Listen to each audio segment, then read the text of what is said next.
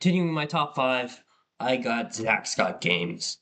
By the way, just to let you guys know, now that we're my top four favorite YouTubers of all time, I will also talk about the ways they inspired me in my own YouTube journey.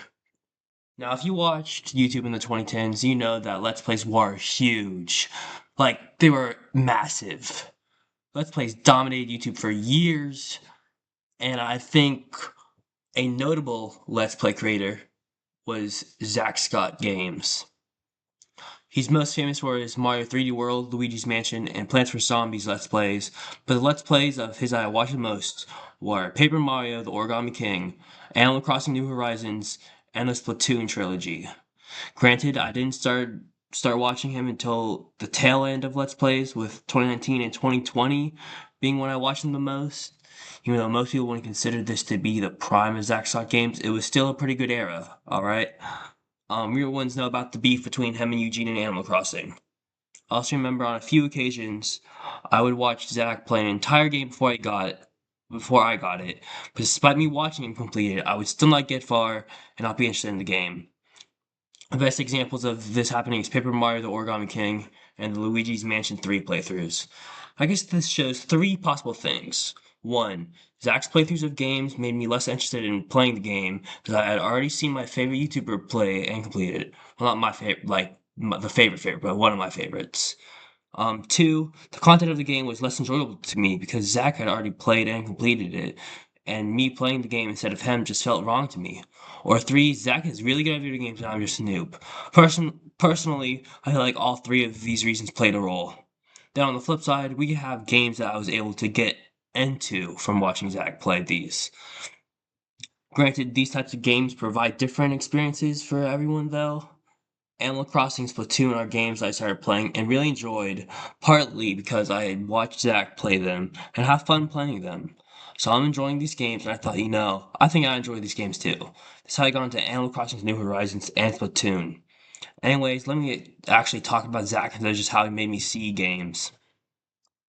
So, the first video I ever saw from Zach was a video playing on screen right now. The original Splatoon theories. Uh, theory? What did I just say? It sounded like I was saying theory and series, so it's like theories. I don't even know what I just said. My bad. Let me try that again. The first video I ever saw from Zach was his first ever Splatoon video, which is playing on screen right now. Of course, this video had already been up for a few years, but I just got into the game from watching like my dad play it literally like 2 days before I found this video. But obviously, I knew how the game worked, but it was nice to see Zach be a noob at the game. I'm not going to completely cover the video, as this video is about ZackScottGames and his videos, plural, and how they inspired me. After watching his first Splatoon video, his most recent Splatoon video was recommended. From that point to about the start of 2021, I was a regular ZackScottGames media consumer. Even though his videos were a little lengthy sometimes, seeing all the raw footage was in a way relaxing and relatable, because it felt like I got to see his true experience in the game and the moment. In 2019 and early 2020, I was a fan of ZackScottGames' Splatoon series, of course with him playing a role in it. His Splatoon series remains my favorite series of his to this day. My fondest memories of the game are watching his Let's Plays. However, when the pandemic started, I became a true ZackScottGames fan for some time.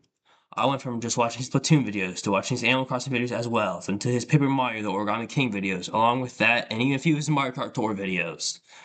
However, throughout the wide variety of games he played, one thing never changed. Zack. No matter what game it was, Animal Crossing, Splatoon, Paper Mario, Mario Kart, it was always Zack playing the game. It was always Zack uploading these videos onto his channel for the entertainment of his viewers. And one of those millions of viewers was me.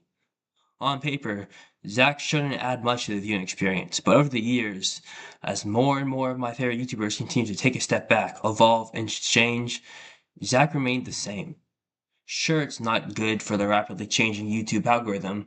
When I watch a ZackScottGames video now, it's familiar and welcoming. I know that no matter what game it is, Zack is the one playing it. That type of familiarity is comforting to me. Should also mention that I would sometimes have Zack's Let's Plays help me decide if I thought I liked the game or not. ZackScottGames inspired me in a few ways that aren't seen exactly clearly. The most obvious out of all is my editing style. When I first started out on you when I first started out on YouTube, I decided that I wasn't going to spend a whole lot of time editing my videos, partly because I was lazy. Well, I'm still lazy, but also because I wanted to shape my channel and content the way Zach did. I wanted the viewers to see my raw experience in whatever game I was playing, attempting to establish the aforementioned relaxing familiarity and comfort that Zach had. I wanted people to see me as a throwback, an old school YouTuber brave enough to make simple, lowly edited videos throughout his journey, despite the vastly changing landscape of YouTube. ZackScottGames is still uploading these Let's Plays at a fairly consistent rate to this day, which is something that has not just been comforting, but motivating to me. Sure, he's not in his prime anymore, he's not pulling millions of views each video, but he's still the same old Zach, still making 2010 Let's Play styles to this day. So if he can keep doing it, what's to say that I can't too?